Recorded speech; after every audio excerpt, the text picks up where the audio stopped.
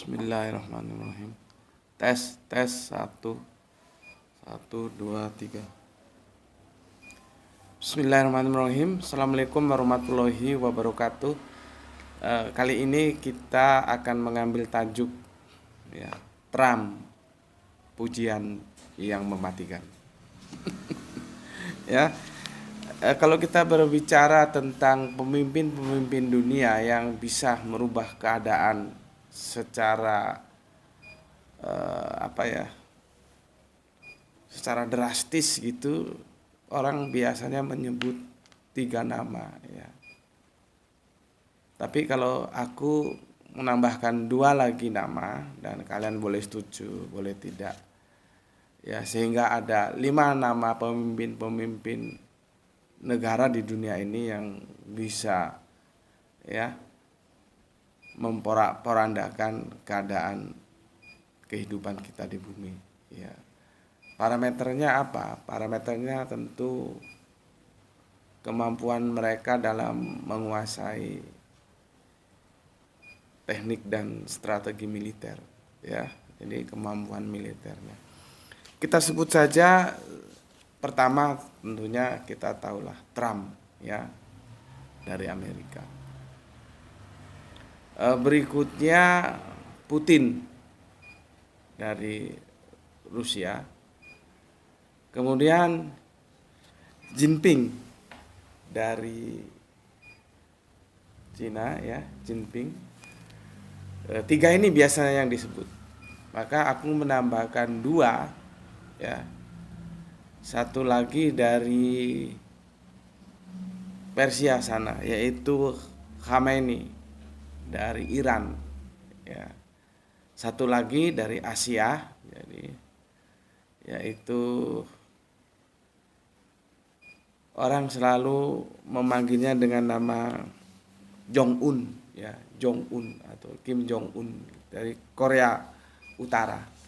Jadi tiga nama ini yang sangat berpengaruh, ya, mampu memporak-porandakan, ya, habitat kehidupan kita dunia ini dengan kebijakan apa yang mereka ambil, ya, dengan parameter yang aku sebut tadi, kemampuan militernya, ya. Jadi biasanya publik bilang 3, kalau aku menambahkan 2 jadi 5, ya, 5. Tapi terlepas kalian setuju 3 atau 5 itu bukan soal, ya. Oke, kita akan fokus, ya. Aku penasaran sama yang pertama, yaitu Trump. Aku coba mengulik, ya, apa sebetulnya latar belakang kehidupan dia sebelum jadi presiden Amerika. Dan ternyata dia diwarisi bisnis dari ayahnya, Fred Trump, ya, sejak tahun 70-an, yang kemudian oleh Donald ini dikembangkan. Jadi dia bukan perintis, ya, tapi pewaris, ya. Dikembangkan, kalau kita lihat sih awalnya dari real estate, ya, kemudian berkembang sehingga masuk ke dalam beberapa bisnis yang lain seperti apartemen, perhotelan, segala macam, banyak lah. Tapi asalnya itu real estate, ya. Terlepas dari itu, aku coba cari lagi informasi tentang dia, ya. Ternyata dia pernah menulis sebuah buku, dan buku itu juga bisa dikatakan laris manis, ya. Judulnya The Art of the Deal. The Art of the Deal itu artinya, terjemahan lepas, ya, bisa seni bernegosiasi, ya, bisa. Tapi kalau kalian mau menerjemahkan dengan yang lain, ya, monggo saja, ya. Kalau aku lebih pas tuh The Art of the Deal itu seni bernegosiasi. Jadi ketika kita bernegosiasi, ya, tentunya kita berharap akan lahir sebagai pemenang dong, ya, atau minimal win-win solution, ya. Kalau rugi, ya janganlah bernegosiasi, ya. Ya harus jadi pemenang, ya, to be winner, atau kalaupun paling apes, ya, win-win solution, ya, kata orang Jawa itu bedu gitu, ya. Oke, dan buku ini cukup cukup laris juga penjualannya ya. Kalian kalau memang mau boleh cari bukunya nanti ya.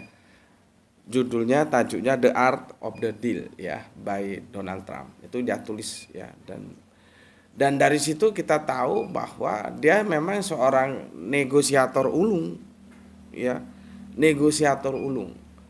Seorang negosiator itu akan melakukan apapun, akan dia lakukan selama yang dia mau itu tercapai, termasuk pujian ya.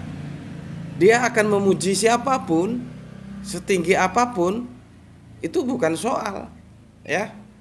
Orang memuji itu kata orang Jawa modal abab.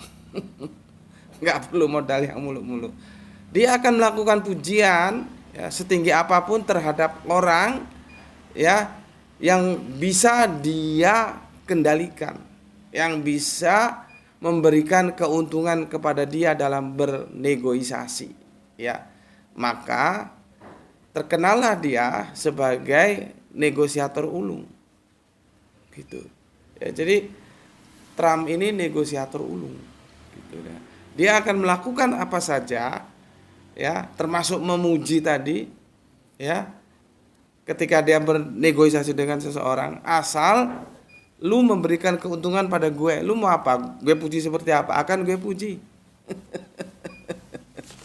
Jadi itu yang dilakukan Trump. Maka dari itu dalam berteman ya, kita ini dalam bersahabat menghadapi banyak orang, maka hati-hatilah ya terhadap pujian ya. Terutama harus kita pastikan dulu si pemuji itu apakah dia merpati yang tulus atau ular yang cerdik. Terima kasih. Alhamdulillahirabbil alamin.